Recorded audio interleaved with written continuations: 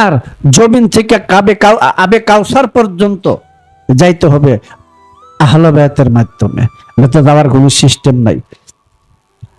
আবার এই কথাটা যদি কেউ শোনো এই ইউটিউবের ভিতরে, তাহলে তোমরা আহলে বায়াতের পাক পাঞ্জাতনের হাকিকত যাই না, তারপরে আমার কথা প্রতিবাদ করে মেনে নিব। ওই নদী সুদূর কথা তুলে ধরবা, আন্তাজে একটা গোজা মিল দিবা, ওই ধরনের কথার নাম দিব না।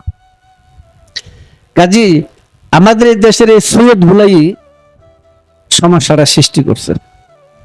এই সমস্ত ইমিটেশন মার্কা সৈয়দ গুলা উপকের বংশ দাবি করে, ব্যাপারটা কি রে? তোমার বাড়ি কই? ওই রহিম সাহেবের বাড়ির সামনে। হ হ, ওনা আমার আত্মীয় লাগে, জন্ম কিন্তু আত্মীয় লাগে না, কিন্তু পরিস্থিতি ওনা আমার আত্মীয় লাগে। কোন কালের কোন জন্মের জানি মামা চাচা বানায় থুয়ে দিছে। হ্যাঁ, এই সমস্ত ইমিটেশন মার্কা সৈয়দ গুলা, সৈয়দ মার্কা পীর সাহেব গুলা, এগুলি মানুষকে বিভ্রান্ত করতেছে, পথভ্রষ্ট করতেছে। সৈয়দ কাকে বলে এই সম্পর্কে, হাকিকত সম্পর্কে তাদের মনে হয় কোনো ধারণা যদি থাকতো, কিঞ্চিত থাকতো, তাহলে এই ধরনের বেলেহাজ কাজ এরা করতো না।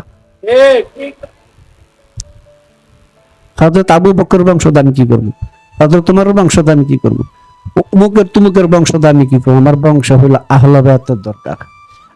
আমি নবীর বংশের গণ্য হইতে হবে। বুঝনে কি কইছি?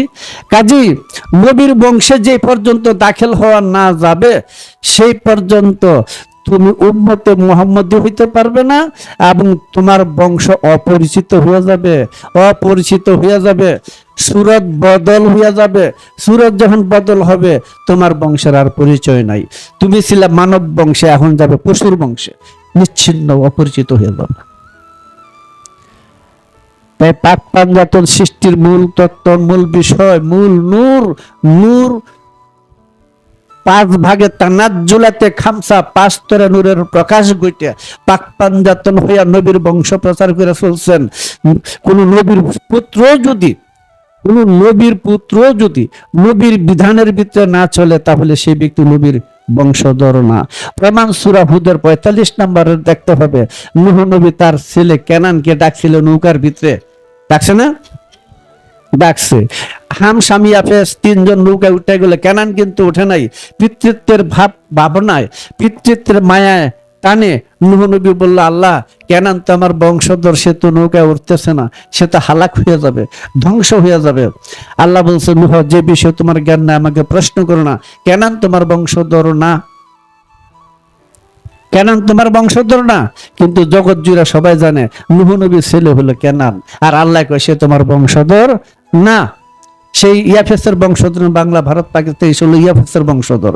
কাজী বুঝা গেল, একজন নবীর নীতি আদর্শকে যিনি গ্রহণ করে নেন নাই, তার আনুগত্য যিনি স্বীকার করেন নাই, তার কাছে ইমানের বায়াত যিনি গ্রহণ করেন নাই, তিনি নিজের সন্তান হইল তার সন্তান বলে আল্লাহ স্বীকার করেন না।